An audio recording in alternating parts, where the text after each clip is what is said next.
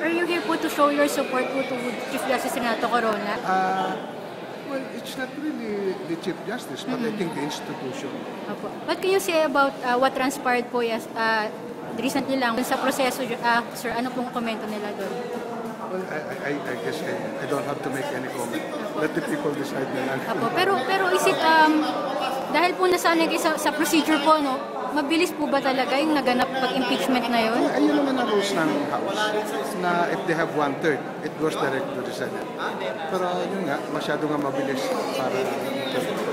Tapos Congressman, if, ano po lang yung napag-usapan natin sa loob? Wala naman. Wala siya. Okay.